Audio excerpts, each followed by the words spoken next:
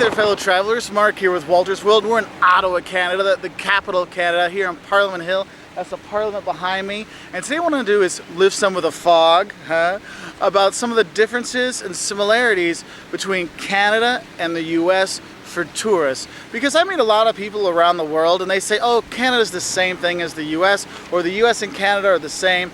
And then other people say, no, they're totally different. Well, we're going to go through some of the differences and similarities that are important to tourists so they can have a better time here in Canada. Okay? So the first thing I want to talk about is the language. Now, I'm in Ontario right now where English is the main language. However, if you go behind the Parliament building, you've got Quebec. And in Quebec, they speak French. And what you have in Canada is two languages, two official languages, English and French. Okay, so what you have is basically English is spoken all over the place, okay, and French dominates in Quebec. For example, if you drive in Quebec, all the street signs will be in French, not in English. Other parts of Canada, it will be in English and French, so that might be something you want to know before you go. Now, even though in Quebec they speak French, most everyone speaks English. I didn't have any problems, except for one, with people not speaking English, but I spoke some French and everything was fine. And you could start with your French and they'll smile at you going, oh brother, your French is bad. And they'll switch to English, it's no big problem. Now in the US, as you know, it's English all the way, there's nothing else. I mean, some people do speak Spanish, so that's kind of popular too. But basically, US, you've got English.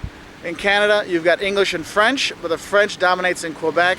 And like near here in Ontario, where it's right next to Quebec, and New Brunswick near Quebec. So that's the first thing I want to talk about. The second thing I want to talk about is the money and the cost. Now, if I compare the two, Canada is about 20% more expensive than the US on average. Yes, New York is expensive and Chicago is expensive, but so is Montreal and Toronto. But the overall money you're going to spend, I would say, would be about 20% more here in Canada than the US, especially in food and things like that. And what you need to know is, just like in the US, Canada has sales tax, and it's different in every province. Okay, they don't have states here; they have provinces.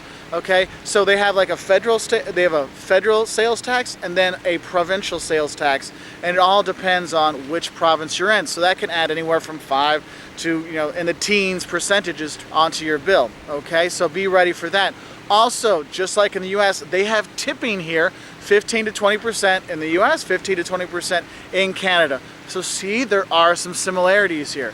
And what's great about the tipping and things like that is you have fantastic service here in Canada and great service in the US. I do find the service in Canada they're both friendly. Here I find it a little more helpful. It doesn't seem like there's much commission-based as in the US.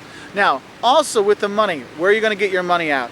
Here in Canada, there's ATMs all over the place. They do charge a fee, just like in the US. I find the fee to be a little bit less than what you have in the US, okay? So Canada, you can save a couple bucks taking your money out. Here, in terms of the bills, here's where the big differences in terms of money is in Canada versus the US.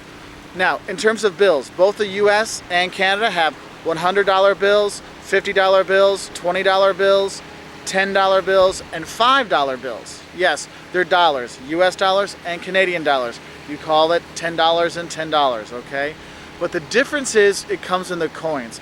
Because in Canada, they have a $2 coin or a toonie, and they have a $1 coin called a loonie, okay? So you'll have these change in your pockets. In the US, if you have change, let's see if I can get some change out. Oh, of course I have no change. So in the US, if I have a pocket full of change, it means nothing. But here, oh, here's a coin. This is a $2 coin. Now, if you're just throwing your coins away, wait a minute, you could be throwing away dinner. So pay attention, because the coins in Canada are worth something, okay? In the US, it's more small change. It doesn't really matter.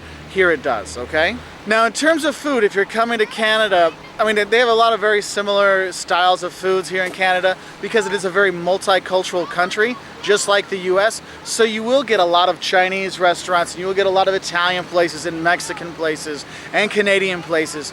One of the differences between the US and Canada is that in the US, it's more of a melting pot of the cultures, whereas here in Canada, they celebrate the differences and they really promote you to keep your Portuguese culture, keep your Italian culture. So you have really great Chinatowns and Little Italies in Toronto, here in Ottawa, Montreal, and all kinds of stuff. Yes, we have some in the big cities in the US, but the multiculturalism is very it's here in Canada, but it's different than the US because we celebrate the eccentricities, the differences, as opposed to kind of meshing everybody together. Another thing you want to know that's different is the driving. Now in Canada they use kilometers per hour, not miles per hour. So if you're coming across the border, you're gonna have to, if you're coming from the US, you gotta go from the big miles one to the kilometers one below, because it is different. It's about, if you take 100 miles an hour, or sorry, 100 kilometers an hour is about 65 miles an hour, okay? So to give you a reference there.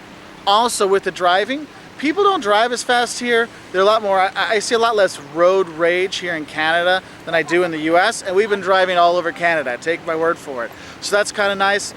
So when you drive, you'll notice that the traffic lights are different, you know, the stop-go things. And what you'll have is, you know, red will be like 2 reds, you know, there's a green and a yellow like we normally have, and then there's the arrow. And sometimes they'll have different shapes, like in Prince Edward Island, you know, the yellow caution was a diamond, the green was a circle, or the go was a circle green, and then the stop was a block red, okay? Now, the thing you'll notice the most, probably the differences though, is the flashing green. What the flashing green means is only your row has the permission to go. So if it's a turn signal that has the flashing green, that means, okay, it's just you going that way, but pay attention for pedestrians, they might be going. Or if it's two-way traffic and you have a normal green and it's flashing green, that means you're the only one going at that time. So you have a rough idea where the traffic is and also where the pedestrians will be moving. And also with the driving, what you need to know is, since they use the metric system here, you know, the kilometers thing, they also use liters. So when you go to get gas, that's not gallons, that's liters. And liters to gallon is 3.75 liters equals 1 gallon. So the gas may look cheap, but you have to realize that's liters and it is more expensive. And the final thing I want to talk about the difference is, well, actually not a difference, is the similarities, is electricity.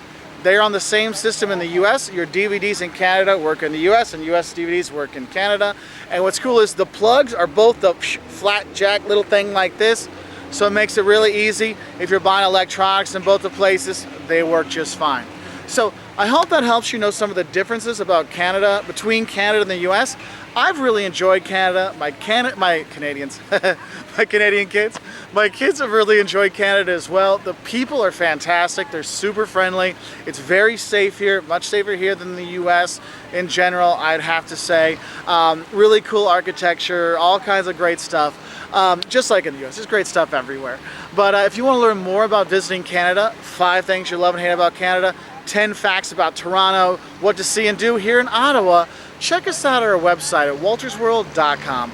We're also on Twitter and Facebook, and we really appreciate your likes and subscriptions, and I hope you have a great time in Canada. Bye from Ottawa